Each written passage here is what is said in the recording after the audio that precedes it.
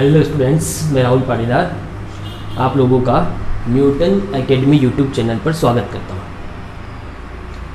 आप लोगों का कल केमिस्ट्री का पेपर है। कुछ स्टूडेंट से बात हुई, एग्ज़ाम से डर लग रहा है, पता नहीं सर क्या होगा, पता नहीं सर पेपर कौन सा आने वाला है, पेपर कैसा आने वाला है। अरे आप स्टूडेंट्स हो, मैं आप लोगों को जब भी ऑफलाइन क्लास पढ़ाता हूँ, मैंने आप लोगों को बहुत बार कहा है कि स्टूडेंट्स, विद्यार्थी शब्द जो है उन लोगों के लिए इस्तेमाल किया जाता है जो पढ़ते हैं, और जो पढ़ते हैं उनको एग्ज़ाम से कैसा डर। और अगर आप केवल एग्ज़ाम देने के लिए पढ़ रहे हैं तो डर लगेगा, बिल्कुल डर लगेगा। आप सीखने के लिए पढ़ रहे हैं तो डर नहीं लगेगा, और जब सीख लिया है तो उसके एग्ज़ाम देने में कोई डर ही नहीं है। अब आप लोगों के पास ज़्यादा टाइम नहीं बचा है, थोड़ा सा टाइम बचा है, उसमें आप लोगों को कैसे रिवाइज़ करना है पहले उसकी बात करते हैं, बाकी की बातें बाद में करेंगे। पहले उसकी बात करते हैं कि आपको रिवाइज़ कैसे करना है। जो समय बचा है, जो आप लोगों ने अच्छे से पढ़ लिया है, आई होप आप सब लोगों ने अच्छे से तैयारी कर ली होगी, अब उसको आपको रिवाइज़ कैसे करना है। तो उसके लिए मैं आपको थोड़ा सा बताता हूँ, एक यूनिट का रिवाइज़ करके बताता हूँ, फिर आप लोगों को सारी यूनिट का ऐसे ही रिवाइज़ करना है, ठीक है।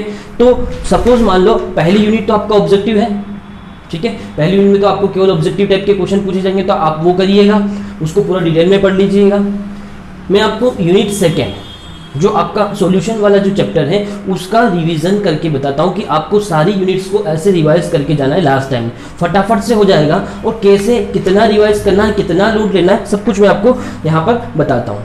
तो चलिए स्टार्ट करते हैं।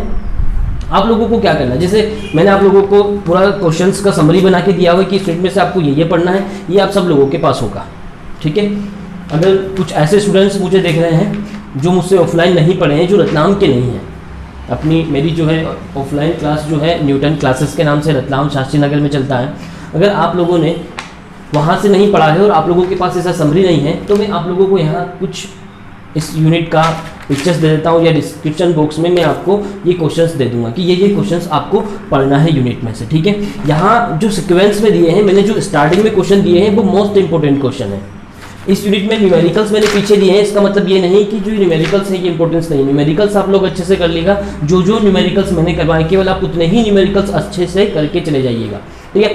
अब मैं आपको बताता हूँ कि आपको रिवाइज कैसे करना है। लास्ट में आपने सब कुछ पढ़ लिया है, आपको देखना है, खुद का टेस्ट लेना है, एग्जाम लेना है खुद का कि आपको कितना याद है, और इस तरीके से लेना है कि आपका कॉन्फिडेंस बढ़े, न कि कॉन्फिडेंस कम हो जाए। ये सबसे मोस्ट इंपॉर्टेंट बात है कि जब आप रिवाइज करना स्टार्ट करते हैं या कोई क्वेश्चन आपके माइंड्स में आता है और आपको उसका आंसर नहीं याद आ रहा है, तो आपको ऐसा लगता है कि यार अपन भूल गए, और ऐसा जब आपके माइंड में आया मतलब आपने जो भी पढ़ा आप सब कुछ भूल गए। एग्जाम हॉल में यही तो होता है, जब आप स्टार्टिंग में जाते हो, वहाँ जाकर बैठते हो, तो आपको क्या लगता है कि यार स्टार्टिंग में बहुत घबराहट सी होती है, और आपको ऐसा लगता है सब भूल गया है। फिर जब लास्ट टाइम होता है, 3 घंटे निकल जाते हैं, बिल्कुल लास्ट बचा है 5-10 मिनट, आपको याद आ रहा है, नॉर्मल हो गए हैं आप, तो आपको याद आने लग गया है, तो आप स्टार्टिंग से ही नॉर्मल रहे ना।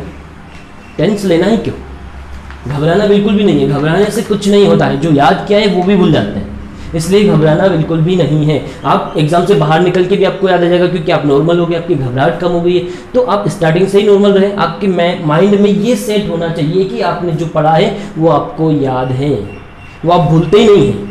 आप जो पढ़ते हैं वो आप भूलते नहीं हैं, बस ये सब आपका मेंटलिटी है, ठीक है।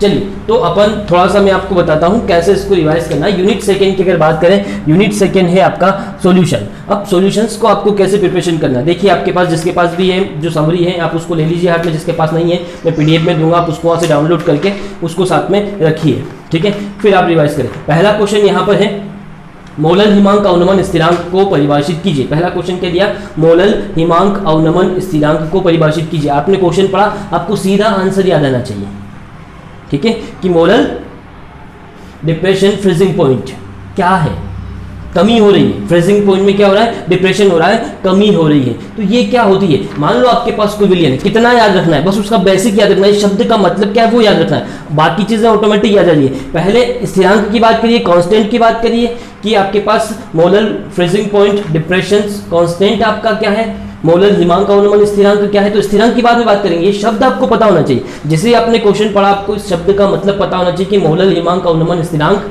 क्या है। तो ये क्या होता है, उससे पहले आपको पता होना चाहिए हिमांक क्या होता है, तो आप सब लोग जानते हैं कि यदि कोई पदार्थ जो होता है वो लिक्विड स्टेट में है या गैस स्टेट में है, लिक्विड से जब वो सॉलिड में कन्वर्ट हो जाता है, जिस टेम्परेचर पर वो बर्फ में बदला है उसी को अपन कहते हैं हिमांक। हिम में बदलना, नाम से समझ में आ रहा है, उसी को हिमांक कहते हैं। हिमांक में अवनमन क्या हुआ, कमी हो गई।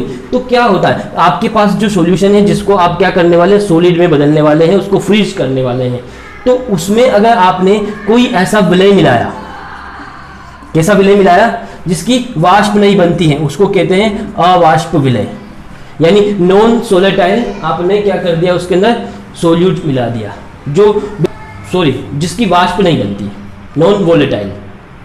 तो नॉन वोलेटाइल सोल्यूट आपने अगर उसके अंदर मिलाया तो उसके हिमांक में क्या आ गई, कमी आ गई। जैसे मान लो पानी जो है वो 0 डिग्री सेल्सियस पर बर्फ में बदल रहा है, 0 डिग्री सेल्सियस पर वो क्या बदल गया, आइस में बदल गया। और इसी टेम्परेचर को अगर अपन क्या करें, इसके अंदर अवाष्पशील विलय नमक आपने उसके अंदर मिला दिया, तो अब आपको उसको माइनस तक ठंडा करना पड़ रहा है, और ज़्यादा ठंडा करना पड़ रहा है, तब जाके वो बर्फ में बदल रहा है। इसी को कहते हैं हिमांक में क्या गई, कमी आ गई, इसी को हिमांक में अवनमन कहते हैं।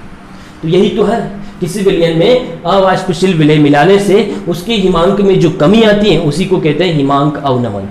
और ये हिमांक में जो अवनमन होता है, ये टेम्परेचर है एक टाइप का, तो टेम्परेचर को T से डिनोट करते हैं, हिमांक यानी फ्रीजिंग पॉइंट के लिए F लिख दिया। और ये समानुपाती होता है विलयन की मोललता की, मोललता लिखा गया है। मोललता क्यों लिखा गया, क्योंकि कोई विलायक है उसके अंदर आप क्या कर रहे हो, विलय तो मिला रहे हो, विलय तो क्या है, अवाष्पशील, विलय की तो वाष्प बन ही नहीं रही है, ठीक है। इसलिए यहां पर अपन ने क्या यूज किया है, मोललता। मोललता के क्या होता है, समानुपाती होता है, आप लोगों ने सब पढ़ा होगा, ज्यादा मैं इसके बारे में बात नहीं करूंगा इसके डिटेल में। अब यहां अगर मैं इस समानुपाती के चिन्ह को हटाता हूं तो स्थिरांक आ जाता है, और यही स्थिरांक क्या कहलाता है, मोलल हिमांक अवनमन स्थिरांक।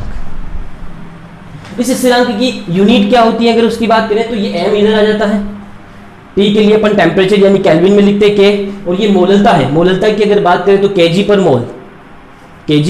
मोल लिखा जाता है। तो इसकी यूनिट भी कभी कभी पूछी जाती है, तो यूनिट आप क्या लिख दोगे, केल्विन, K आ गया, इनटू kg पर मोल, या kg मोल इनवर्स, आप इसकी यूनिट भी याद रखें। तो ये आपका पहला हो गया, बस इतना आपको याद रखना है, बाकी इसमें क्या लिखना है क्या नहीं करना है वो सब क्या हो जाएगा, ऑटोमेटिक हो जाएगा। तो जैसे ही आपको ये शब्द आया, हिमांक क्या होता है, हिमांक में अवनमन क्या होता है, अवनमन का मतलब क्या हुआ वो भी समझ में आना चाहिए। बस इतना सा बेसिक आपको इस क्वेश्चन को पढ़ते से याद होना चाहिए, आपका रिवाइज हो गया। फिर सेकेंड क्वेश्चन की बात करते हैं, विलयन के अणुसंख्यक गुणधर्म किस कारक पर निर्भर करते हैं, कोलिगेटिव प्रॉपर्टी। अणुसंख्यक गुणधर्म किस कारक पर निर्भर करते हैं, तो किस कारक पर निर्भर करेंगे, विलय की क्या करेंगे, अणुओं की संख्या पर। कोलिगेटिव प्रॉपर्टी मतलब क्या होता है, अणुसंख्यक गुणधर्म क्या होता है, अणुसंख्यक गुणधर्म का मतलब होता है ऐसे पदार्थ जिनकी प्रॉपर्टी जो होती है, जिनके गुण जो होते हैं वो किस पर डिपेंड करते हैं, अणुओं की संख्या पर डिपेंड करते हैं, उसके अंदर जो अणु उपस्थित है उनकी संख्या पर डिपेंड कर रहे हैं। तो ऐसे जो गुण होते हैं उनको क्या कहते हैं, अणुसंख्यक गुण, नाम से समझ में आ रहा है, अणुसंख्यक गुण, कोलिगेटिव प्रॉपर्टीज। तो कोलिगेटिव प्रॉपर्टीज क्या हुआ कि कोई पदार्थ है उसकी प्रॉपर्टीज जो है उसमें प्रेजेंस मॉलिक्यूल के नंबर पर डिपेंड करती है, नंबर ऑफ मॉलिक्यूल्स पर डिपेंड करती है। तो ऐसी प्रॉपर्टी क्या कहलाती है, अणुसंख्यक गुणधर्म कहलाता है। अब यहाँ तो अणुसंख्यक गुणधर्म का डेफिनेशन हो गया। अणुसंख्यक गुणधर्म कौन कौन से, ये भी आपको पता होना चाहिए, कौन कौन से। तो ये देखो, हिमांक नहीं है, बर्फ में बदलना, पानी का बर्फ बनना कोलिगेटिव प्रॉपर्टी नहीं है, लेकिन उसमें अवनमन जो हुआ, हिमांक में अवनमन जो हुआ, हिमांक में जो कमी आई वो किस पर डिपेंड करी, आप उसके अंदर कितना अवाष्पशील विलय मिला रहे हो। जितना ज्यादा अवाष्पशील विलय मिलाओगे उतनी ही ज्यादा हिमांक में क्या आ जाएगी, कमी आ जाएगी। तो हिमांक में कमी जो है वो किस पर डिपेंड कर रही, विलय के मोलों की संख्या पर। अवाष्पशील विलय आप कितना मिला रहे हो उसकी संख्या पर डिपेंड कर रही, इसलिए हिमांक में जो अवनमन है वो आपका क्या हो गया, कोलिगेटिव प्रॉपर्टी हो गया, अणुसंख्यक गुणधर्म हो गया। इसी तरीके से क्वथनांक में उन्नयन, क्वथनांक भी आप लोगों ने सुना है। क्वथनांक मतलब क्या होता है, जिस पर किसी भी द्रव का वाष्प दाब जो होता है वो वायुमंडलीय दाब के बराबर हो जाता है, मतलब आपका द्रव जो है वो क्या होने लग जाता है, उबलने लग जाता है, तो उसको उसका क्वथनांक कहते हैं। ठीक है, तो क्वथनांक में उन्नयन, मान लो आपका जल जो है वो 100 डिग्री सेल्सियस पर उबल जाता है, पानी जो है वो 100 डिग्री सेल्सियस पर उबल जाता है। आप उबलते हुए पानी में नमक डाल दो तो वो उबलना बंद हो जाएगा, फिर आपको और ज्यादा गर्म करना पड़ेगा तब जाके वो उबलेगा। इसका क्या मतलब हुआ, इसका मतलब ये हुआ कि आपका जो क्वथनांक है वो बढ़ गया, पहले 100 डिग्री सेल्सियस था, अवाष्पशील विलय मिला है तो बढ़ गया, इसको कहते हैं क्वथनांक में उन्नयन। ये हिमांक में अवनमन है, वो क्वथनांक में उन्नयन है, दोनों में कोई ज्यादा डिफरेंस नहीं है। इन दोनों के लिए अगर इसकी बात करें तो ये ऐसे ही लिखा जाता है, बॉइलिंग पॉइंट के लिए टीबी लिखा जाता है, समानुपाती हो जाएगा एम के। यहाँ जो आपका स्थिरांक आएगा, कांस्टेंट आएगा, वो के बी हो जाएगा। बस इतना आपको याद होना चाहिए। तो ये क्वथनांक में उन्नयन भी कोलिगेटिव प्रॉपर्टी है, हिमांक में अवनमन कोलिगेटिव प्रॉपर्टी है, परासरण दाब वो सांद्रता पर निर्भर करता है, और सांद्रता जो होती है वो भी अणुओं की संख्या पर निर्भर करती है, इसलिए आपका परासरण दाब भी क्या हो गया, कोलिगेटिव प्रॉपर्टी हो गया। चौथा जो कोलिगेटिव प्रॉपर्टी होता है, वाष्प दाब में आपेक्षिक अवनमन, ठीक है, रिलेटिव लोअरिंग वेपर प्रेशर। तो जो ये वेपर प्रेशर है ये कोलिगेटिव प्रॉपर्टी नहीं है, लेकिन वाष्प दाब में जो अवनमन जो है वो आपेक्षिक अवनमन, वाष्प दाब में आपेक्षिक अवनमन जो है वो आपका कोलिगेटिव प्रॉपर्टी है, ठीक है। तो वो भी अपन ने राउल्स के नियम में पढ़ा, वाष्प दाब में आपेक्षिक अवनमन क्या होता है, अपन ने उसको भी पढ़ लिया। तो वो भी अणुओं की संख्या पर डिपेंड कर रहा है, इसलिए वो भी कोलिगेटिव प्रॉपर्टी है। तो आपको कुछ कोलिगेटिव प्रॉपर्टी के नाम लिखने आ जाए तो भी आपको पता होना चाहिए। अच्छा, ये यूनिट सेकेंड जो है इसमें से आपको 5 मार्क्स के क्वेश्चन आने वाले हैं, ये भी मैं आपको बता दूं। इसमें से एक 2 मार्क्स का क्वेश्चन आएगा, एक 3 मार्क्स का क्वेश्चन आएगा। आपको जो टोटल 16 यूनिट है उनमें से 10 यूनिट को तो बहुत अच्छे से पढ़ना है, क्योंकि 10 यूनिट में से आपको ऑब्जेक्टिव पूछे जाएंगे। टोटल 16 है, 16 में से 10 में से ऑब्जेक्टिव आएंगे। केवल 6 ही यूनिट ऐसी हैं जिनमें से ऑब्जेक्टिव नहीं आएगा, उसमें से एक ये भी है। इसमें से आपको कोई ऑब्जेक्टिव नहीं पूछा जाएगा, लेकिन एक 2 मार्क्स का क्वेश्चन और 3 मार्क्स का क्वेश्चन इसमें से आपको पूछा जाएगा। चलिए अगला बात करते हैं परासरण दाब मापने की, बर्कले हार्टले मेथड। तो इसको मुझे ज्यादा समझाने की जरूरत नहीं है, आपको परासरण दाब से समझ में आ जाएगा परासरण दाब क्या होता है। तो एक बहुत सिंपल डेफिनेशन होती है परासरण दाब की, कि वह बाहर दाब जिसको लगाने से जो विलयन है उसमें परासरण की क्रिया जो है वो क्या हो गई, रुक गई, वो क्या कहलाता है, परासरण दाब कहलाता है। अब आपको परासरण की क्रिया का मतलब पता होना चाहिए कि परासरण क्या होता है। तो 2 शब्द होते हैं, विसरण और परासरण। विसरण में क्या होता है, अधिक सांद्रता से कम सांद्रता की ओर। एक ही याद रखो, विसरण को याद रखो। विसरण में क्या होता है, एग्जाम्पल अच्छा है कि अगरबत्ती आप लगा रहे हैं एक कोने में, तो उसका धुआं एक जगह इकट्ठा है, तो यहाँ से क्या हो जाएगा, पूरे रूम में फैल जाएगा। तो ये डिफ्यूजन है, ये विसरण है। तो ये डिफ्यूजन अगर आपको याद है तो इसका उल्टा याद रखो। अपोजिट का मतलब ये हुआ कि आप इसको ऐसे समझ सकते हैं, वहां मैंने क्या कहा, अधिक सांद्रता से कम सांद्रता की ओर पूरा पदार्थ जाता है। लेकिन ऑस्मोसिस में ऐसा नहीं होता, ऑस्मोसिस में विलायक के कण जाते हैं। विलायक के कण कहाँ जाएंगे, विलायक के कण जाएंगे कम सांद्रता से अधिक सांद्रता की ओर, जहां सांद्रता ज्यादा है वहां जाएंगे। मतलब आप ऐसा भी कह सकते हो कि विलायक के अणुओं का अर्धपारगम्य झिल्ली से, अर्धपारगम्य झिल्ली का मतलब समझते हो ना, उसमें से केवल विलायक के अणु ही जा सकते हैं, विलय के अणु नहीं जा सकते, उसको सेमी परमेबल मेम्ब्रेन्स कहते हैं। तो वो जो सेमी परमेबल मेम्ब्रेन्स होती है, अर्धपारगम्य झिल्ली जो होती है, उसमें से विलायक के अणु जो है वो आपका कम सांद्रता से कहाँ जाएंगे, अधिक सांद्रता की ओर स्वतः ही जाएंगे। तो इस प्रकार का जो प्रोसेस होता है उसको क्या कहते हैं, ऑस्मोसिस कहते हैं। ऑस्मोसिस को रिवर्स करना भी पॉसिबल है, ठीक है। इसको क्या किया जा सकता है, उल्टा भी किया जा सकता है। उसी को यहाँ पर परासरण दाब कहते हैं। परासरण दाब मतलब आपको समझ में आना चाहिए, बहुत सिंपल वे में अगर अपन परासरण दाब को समझेंगे तो क्या होता है कि सपोज मान लो कि आपके पास ये एक चेंबर है, इसमें आपने बीच में यहाँ पर अर्धपारगम्य झिल्ली लगा दिया। आपको एक क्वेश्चन इसमें से आ जाए कि जो आपका अगर आपको आर्टिफिशियल सेमी परमेबल मेम्ब्रेन बनाना है तो वो काई की बनती है, तो कॉपर फेरोसाइनाइड की होती है। आपको ये याद रखना है। यहाँ देखिए ऐसा विलयन है, ये आपका क्या है, सांद्र विलयन है, और ये आपका तनु विलयन है, ठीक है। तो ये जो अर्धपारगम्य झिल्ली है इसमें क्या होगा, यहाँ पर ये जो तनु विलयन है, यहाँ से विलायक के अणु जो है इस अर्धपारगम्य झिल्ली में से होते हुए कहाँ जाएंगे, इस सांद्र विलयन में जाने लग जाएंगे। मतलब यहाँ सांद्रता कम थी, यहाँ सांद्रता क्या थी, ज्यादा, ठीक है। तो कम सांद्रता से कहाँ जा रहे हैं, अधिक सांद्रता की ओर जा रहे हैं। फिर आप लोगों ने क्या करा, यहाँ पर क्या कर दिया, एक पिस्टन लगा दिया, एक बाहर दाब लगा दिया। अब यहाँ पर अपन इतना दाब लगाएंगे कि ये जो विलायक के अणु अर्धपारगम्य झिल्ली से होकर यहाँ आ रहे हैं, इनका इधर आना क्या हो जाए, रुक जाए। और यही दाब जो होता है क्या कहलाता है, परासरण दाब कहलाता है। अब इसी में उन्होंने क्या करा था, बर्कले हार्टले ने पूरा एक सिस्टम बनाया।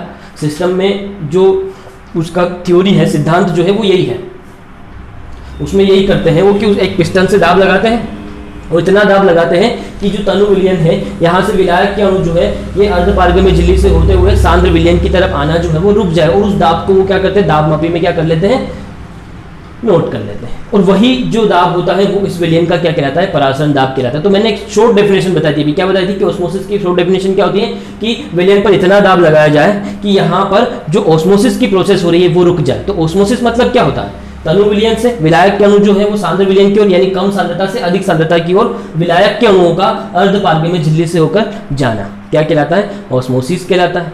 तो बस ये हो गई बर्कले हार्ट। लेकिन आपको ऑस्मोसिस शब्द का मतलब समझाना है, परासरण होता क्या ये समझ में आएगा तो आपका आंसर हो जाएगा। फिर अगला क्वेश्चन है धनात्मक विचलन वाले विलयन और ऋणात्मक विचलन वाले विलयन क्या होते हैं, यानी पॉजिटिव डेविएशन और नेगेटिव डेविएशन राउल्ट्स के लॉ से। तो यहाँ पर धनात्मक और ऋणात्मक विचलन का मतलब क्या होगा, राउल्ट्स का नियम क्या कहता है, राउल्ट्स का नियम काय के लिए है आपको ये पता होना चाहिए, आदर्श विलयन के लिए। राउल्ट्स के नियम की अगर बात करें तो राउल्ट्स के नियम में जो आदर्श विलयन होते हैं उनके बारे में, आदर्श मतलब क्या आप समझते हैं ना, आदर्श बच्चा, आदर्श विद्यार्थी, आप स्टूडेंट्स हैं, आपके स्कूल में बहुत सारे रूल्स होते हैं, ड्रेस पहन के जाना है, शूज़ पहन के जाना है, सॉक्स पहन के जाना है, नेल्स आपके कटे हुए होना चाहिए, हेयर आपके अच्छे से कटे हुए होना चाहिए, आप व्यवस्थित जाएंगे, बात नहीं करना है, लाइन से चलना है, क्लास में बैठकर आपको अनुशासन बनाए रखना है, पढ़ाई करना है, ठीक है, कंसंट्रेट करके पढ़ाई करना है। तो ये सारे अनुशासन हैं। लेकिन जितने भी स्टूडेंट्स होते हैं वो इन सभी जो रूल्स होते हैं इन रूल्स को फॉलो नहीं करते हैं। तो जो स्टूडेंट्स इन सभी रूल्स को फॉलो करेंगे वो आदर्श हैं, जो नहीं करेंगे वो अनादर्श है। तो विलयन का भी ऐसा ही है कि जो विलयन राउल्ट्स के नियम का, सभी ताप और दाब की जितनी भी अवस्थाएं होती है हर कंडीशन में, अगर वो उस राउल्ट्स के नियम का पालन कर रहे हैं तो वो आदर्श है, और अगर नहीं कर रहे हैं तो वो अनादर्श विलयन है। तो जो अनादर्श विलयन होते हैं, अब अनादर्श भी दो टाइप के होते हैं। कुछ स्टूडेंट्स होते हैं बहुत ज़्यादा उद्दंडता करते हैं, है ना, मस्ती बहुत ज़्यादा करते हैं, कुछ ऐसे होते हैं जो बिल्कुल चुपचाप बैठे होते हैं। तो दोनों ही नेगेटिव हो गए, दोनों ही अनादर्श हो गए। ज़्यादा बोलना भी गलत है, बिल्कुल नहीं बोलना भी गलत है। बिल्कुल नहीं बोलोगे तो सीखोगे किससे, पूछोगे ही नहीं। कुछ स्टूडेंट ऐसे होते हैं जो टीचर ने पढ़ लिया हो गया, पूछना भी नहीं, वो भी गलत है। तो कुछ ऐसे होते हैं जो जानबूझ के बोलते रहते हैं, पढ़ाने ही नहीं देते टीचर को, ठीक है। तो दोनों टाइप के स्टूडेंट्स होते हैं, दोनों ही अनादर्श हैं। तो जो आदर्श से हाई क्वालिटी के हो गए वो धनात्मक वाले हो गए, जो आदर्श से नीचे चले गए वो कैसे हो गए, ऋणात्मक विचलन वाले। तो यहाँ पर भी विलयन के बारे में यही कहा गया। तो जब भी पढ़ो तो ऐसी इमेजिनेशन बनाओ कि आपको आंसर याद है। अब धनात्मक ऋणात्मक का मतलब समझ में आ जाएगा, पॉजिटिव नेगेटिव का समझ में आ जाएगा। जो राउल्ट्स के नियम का पालन करते हैं सभी ताप और दाब की अवस्थाओं पर, वो आदर्श विलयन है। जो इससे पॉजिटिव डेविएशन मतलब जिनका वाष्प दाब, राउल्ट ने क्या बताया, वाष्प दाब से रिलेटेड नियम है। तो जिन विलयन का वाष्प दाब जो होता है वो राउल्ट्स के नियम से बताए गए वाष्प दाब से क्या आ रहा है, ज्यादा आ रहा है, तो धनात्मक विचलन वाले हैं, और जिनका कम आ रहा है वो क्या हो गए, ऋणात्मक विचलन वाले हो गए। तो बस आप इसको अच्छे से कर सकते हैं। थोड़ा सा आप इस आंसर को पढ़ेंगे आपको पूरा समझ में आएगा। मैंने यहाँ पॉजिटिव नेगेटिव का मतलब समझिए। अनादर्श विलयन जो होते हैं दो प्रकार के होते हैं, धनात्मक विचलन वाले और ऋणात्मक विचलन वाले। तो आपको इनमें से समझ में आ जाएगा। धनात्मक विचलन वालों का वाष्प दाब जो होता है वो क्या होता है, उच्च होता है। उनका क्वथनांक जो होता है वो निम्न होता है। वाष्प दाब क्या होता है, उच्च होता है, क्वथनांक क्या होता है, निम्न होता है। और ऐसे जो विलयन है उनको वो कहलाते हैं निम्न क्वाथी, स्थिर क्वाथी मिश्रण। आपने ये भी पढ़ा होगा, एज़ोटोप मिक्सचर। एज़ोटोप मिक्सचर जो होता है वो दो टाइप का होता है, इसी के अंदर क्वेश्चन है, यही बता देता हूँ। एज़ोटोप मिक्सचर जो होता है वो दो टाइप का होता है, एक होता है निम्न क्वाथी, ठीक है, और एक होता है उच्च क्वाथी। तो निम्न क्वाथी और उच्च क्वाथी, और ये धनात्मक विचलन और ऋणात्मक विचलन दोनों क्वेश्चन को एक साथ याद रखना। एग्जाम्पल काम आइए। जो निम्न क्वाथी होता है उसमें अपन क्या लिखते हैं कि ऐसे अनादर्श विलयन जिनका क्वथनांक निम्न होता है और वाष्प दाब क्या होता है, उच्च होता है। क्वथनांक निम्न है और वाष्प दाब क्या है, उच्च है। अब क्वथनांक निम्न आ रहा है उनका और वाष्प दाब क्या हो रहा है, उच्च आ रहा है। वाष्प दाब उच्च मतलब क्या हुआ, ये क्या हो गए, धनात्मक विचलन वाले हो गए। तो जो एग्जाम्पल आप निम्न क्वाथी में लिखोगे वो आप यहाँ धनात्मक विचलन में लिख सकते हैं, ठीक है। फिर दूसरा वाला विलयन कौन सा होता है, उच्च क्वाथी। तो उच्च क्वाथी वाली मतलब ऐसे अनादर्श विलयन का मिक्सचर, ऐसे अनादर्श विलयन का मिक्सचर जिनका वाष्प दाब उच्च, जिनका क्वथनांक उच्च होता है और वाष्प दाब क्या होता है, निम्न होता है। अब वाष्प दाब क्या हो गया, निम्न हो गया। तो वाष्प दाब निम्न हुआ, इसका सीधा मतलब हुआ कि वो ऋणात्मक विचलन वाला विलयन है। अब आप ऋणात्मक विचलन में क्या एग्जाम्पल लिखेंगे, तो देखो ऋणात्मक विचलन का एग्जाम्पल लिखने का अच्छा तरीका है, एक तरीका तो निम्न क्वाथी है। अब मैंने अभी जस्ट कहा था निम्न क्वाथी मतलब क्वथनांक निम्न है, वाष्प दाब उच्च है, मतलब ये धनात्मक विचलन प्रदर्शित करने वाला है।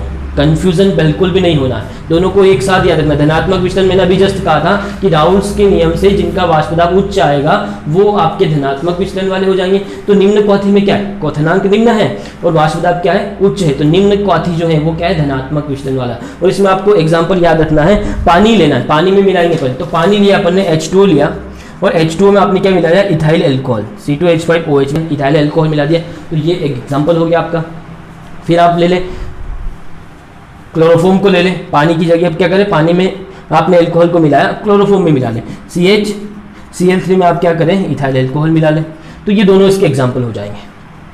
फिर अगला बात करें उच्च क्वाथी की। उच्च क्वाथी मतलब क्या, उसमें जो ऐसे अनादर्श विलयन जिनका क्वथनांक उच्च होता है वाष्प दाब क्या होता है, निम्न होता है, मतलब वो कैसे हो गए, ऋणात्मक विचलन प्रदर्शित करने वाले हो गए। तो उसका एग्जाम्पल आप क्या याद रखेंगे, उसमें जल लें HCl मिला दे, जल लें नाइट्रिक एसिड मिला दे, ठीक है, ये इसके एग्जाम्पल हो जाएंगे।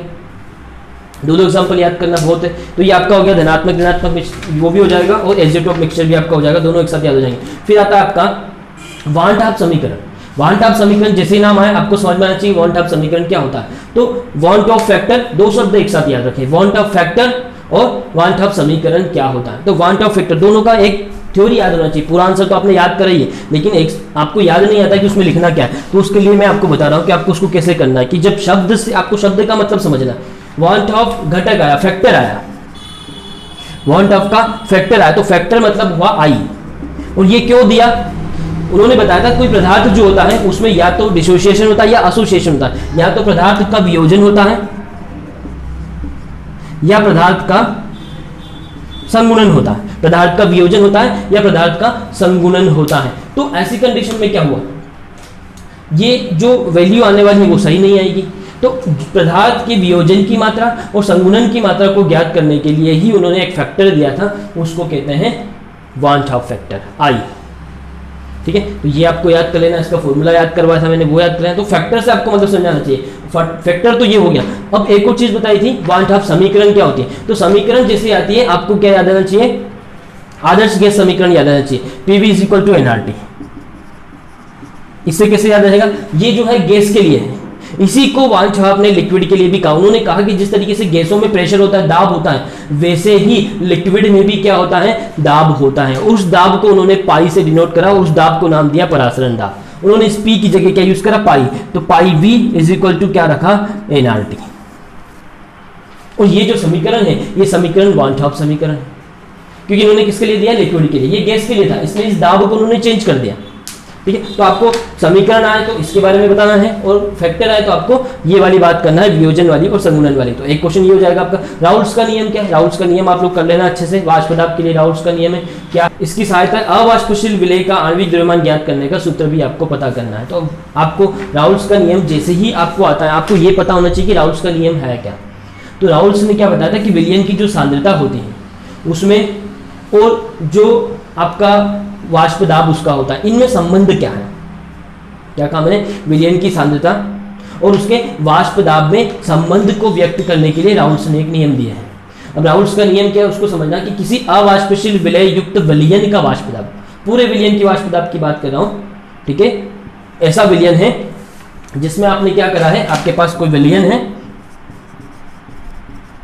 और सॉल्यूशन है, और इसमें आपने क्या कर दिया है, अवाष्पशील विलय मिला दिया, अवाष्पशील विलय मिला दिया। तो अवाष्पशील विलय मिला देने से इस विलयन का वाष्प दाब क्या हो गया, कम हो गया।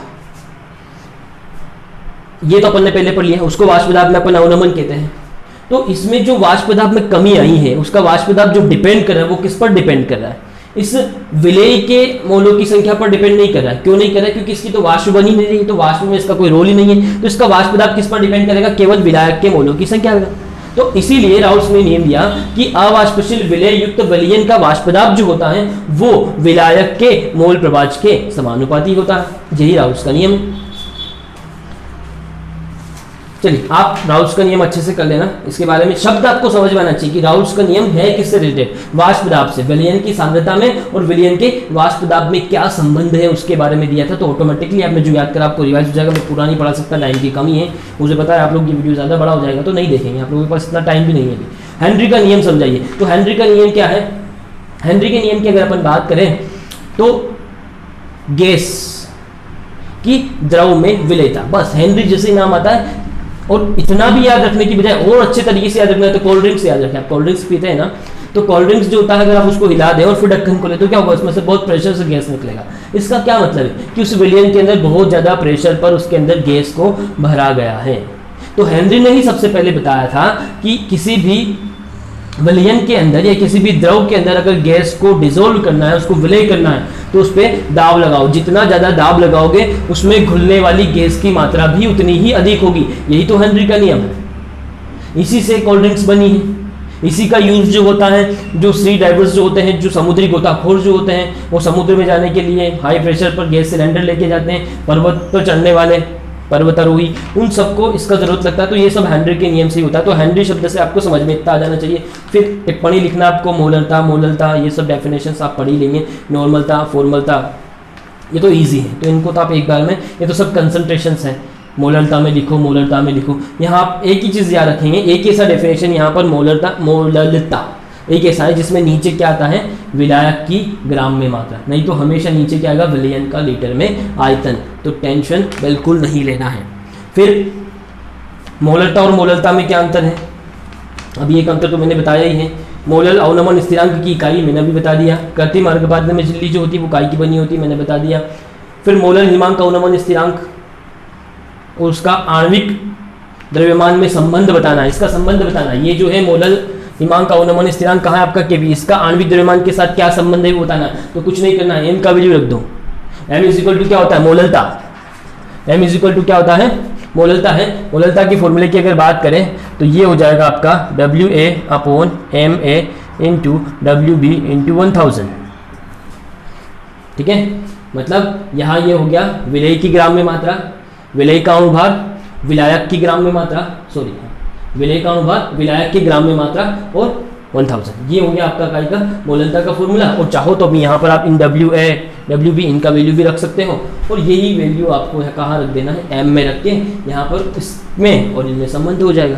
तो ये वैल्यू आप यहाँ रख दें, इतना सा ही करना है, इसमें ज़्यादा कुछ नहीं है। ग्राफ भी आप देख लीजिएगा इसका, मैंने दोनों का ग्राफ आपको समझाया है, हिमांक का उन्नमन का भी समझाया है और क्वथनांक में उन्नयन का भी ग्राफ मैंने आपको समझाया। तो ग्राफ भी आपको आना चाहिए, अगर ये क्वेश्चन आते तो ग्राफ आपको लिखना है। बस यही इसी टाइप के क्वेश्चन है। और कुछ न्यूमेरिकल्स हैं, न्यूमेरिकल्स मैंने आप लोगों को कराए थे, वो करवा लेना। तो बस अभी तो मैंने आपको एक्सप्लेन करा, इसलिए आप खुद से करेंगे तो मुश्किल से आपको 15 मिनट लगेंगे सारे क्वेश्चंस को रिवाइज करने में। क्वेश्चन पढ़ा, बोला, क्वेश्चन पढ़ा और आंसर बोला, क्वेश्चन बोला आंसर पढ़ा।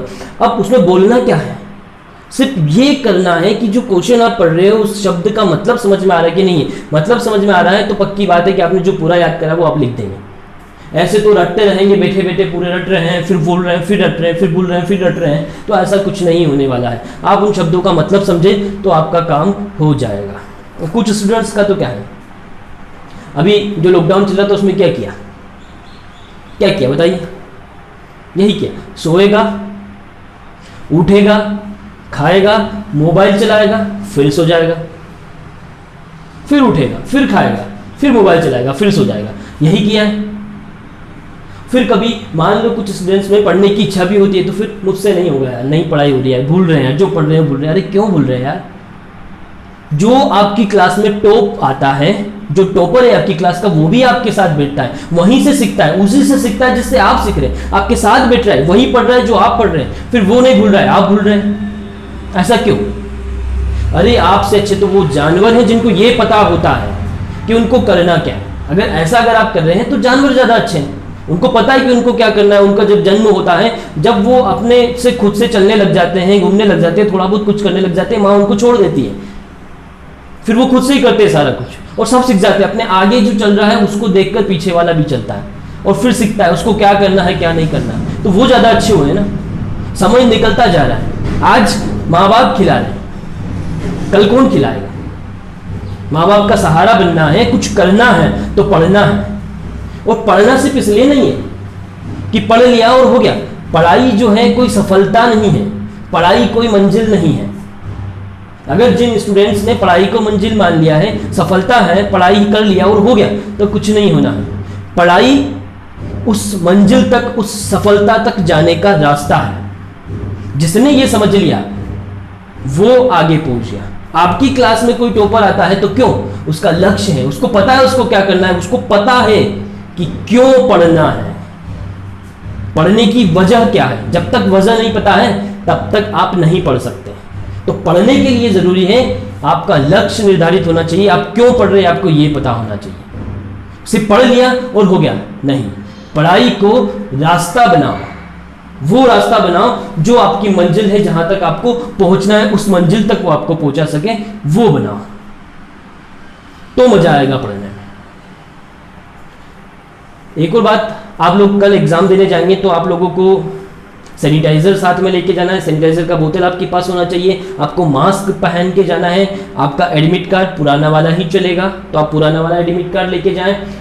कुछ लोगों का एडमिट कार्ड गुम गया है तो पोर्टल से फिर से डाउनलोड कर लें। और एग्ज़ाम में डरना बिल्कुल भी नहीं है, मैंने अभी कहा है, आप नर्वस होकर एग्ज़ाम में नहीं बैठेंगे, बिल्कुल नॉर्मल वे में आप एग्ज़ाम में बैठेंगे, आपको बिल्कुल टेंशन नहीं लेना है। और सारे जितने भी यूनिट के मैंने आप लोगों को क्वेश्चन दिए, क्वेश्चंस का समरी बना के दिया है, उनको आप स्टेप बाय स्टेप पढ़ेंगे, ऐसे ही पढ़ेंगे जैसे मैंने आपको यूनिट सेकंड का रिवाइज करा है। आपको क्वेश्चन पढ़ के उसका आंसर समझ में आना चाहिए कि उसमें आपको क्या लिखना है, कैसे लिखना है, ठीक है। और समय बहुत कम है, तो जितने भी यूनिट हैं आपके पास कितना टाइम बचा है, कि एक यूनिट के लिए आपके पास कितना टाइम है, उतना रिवाइज कर लें और दिमाग से डर को बिल्कुल निकाल दें। डरना बिल्कुल नहीं है, जो है अच्छा है, जो होगा वो भी अच्छा होगा, करने की लगन होना चाहिए। किस्मत पे बात नहीं जाना चाहिए कि यार मेरा तो किस्मत ही खराब है, ये खुद को धोखा देने वाली बात है। जो मेहनत नहीं करता है, जिसको सही तरीका नहीं पता है, जो सही तरीके से नहीं पढ़ रहा है, उसका किस्मत खराब है, उसी का किस्मत खराब है, बस उसी के साथ किस्मत होता है। और किस्मत किसी के साथ होता ही नहीं, किस्मत तो कुछ है ही नहीं, लक नाम का कुछ नहीं होता। लक अगर होता है, आप ऐसा मानते हैं कि लक होता है, तो लक बनाओ, मेहनत करो। मैं तो नहीं मानता किसी लक को कि मेरा किस्मत खराब है इस वजह से ऐसा हुआ, नहीं, मैंने किया नहीं इसलिए ऐसा हुआ, मैंने सही तरीके से नहीं किया इसलिए ऐसा हुआ, ठीक है। तो ऑल द बेस्ट आप सब लोगों के लिए कल के एग्ज़ाम के लिए।